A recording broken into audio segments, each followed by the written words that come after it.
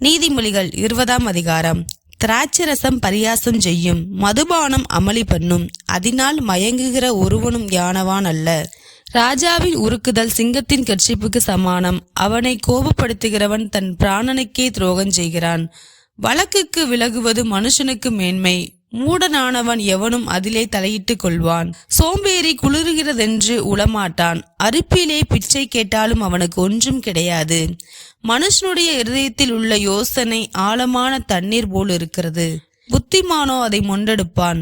மனுஷர் பெரும்பாலும் தங்கள் தயாளத்தை பிரசித்தப்படுத்துவார்கள், உண்மையான மனுஷனை கண்டுபிடிப்பவன் யார்?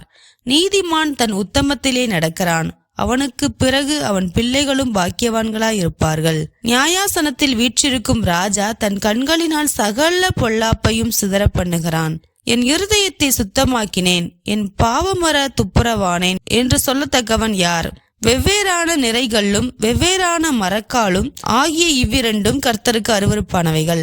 பிள்ளையானாலும் அதன் செய்கை சுத்தமோ செம்மையோ என்பது அதன் நடக்கையினால் விளங்கும். கேட்கிற காதும் காண்கிற கண்ணும் ஆகிய இவ்விரண்டையும் கர்த்தர் உண்டாக்கினார். தூக்கத்தை விரும்பாதே, விரும்பினால் தரித்திரனாவாய். கண் விழித்திரு, அப்பொழுது ஆகாரத்தினால் திருப்தியாவாய்.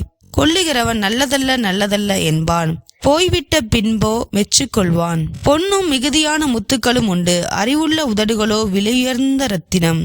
அந்நியனுக்காக பிணைப்பட்டவனுடைய வஸ்திரத்தை எடுத்துக்கொள், அந்நிய ஸ்திரீயின் நிமித்தம் அவன் கையில் ஈடு வாங்கிக்கொள். வஞ்சனையினால் வந்த போஜனம் மனுஷனுக்கு இன்பமாயிருக்கும், பின்பு அவனுடைய வாய் பருக்கை கற்களால் நிரப்பப்படும். ஆலோசனையினால் எண்ணங்கள் ஸ்திரப்படும், நல் யோசனை செய்து யுத்தம் பண்ணு.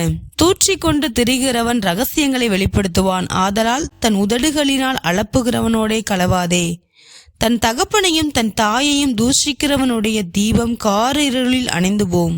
ஆரம்பத்திலே துரிதமாய் கிடைத்த சுதந்திரம் முடிவிலே ஆசீர்வாதம் பெறாது. தீமைக்கு சரிகட்டுவேன் என்று சொல்லாதே, கர்த்தருக்கு காத்திரு, அவர் உன்னை ரட்சிப்பார்.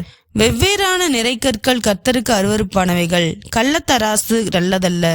கர்த்தராலே மனுஷனுடைய நடைகள் வாய்க்கும், ஆகையால் மனுஷன் தன் வழியை அறிந்து கொள்வதெப்படி? பரிசுத்தமானதை விளங்குகிறதும் பொருத்தனை செய்த பின்பு யோசிக்கிறதும் மனுஷனுக்கு கண்ணியாயிருக்கும். ஞானமுள்ள ராஜா துன்மார்க்கனை சிதறடித்து அவர்கள் மேல் உருளையை உருட்டுவான்.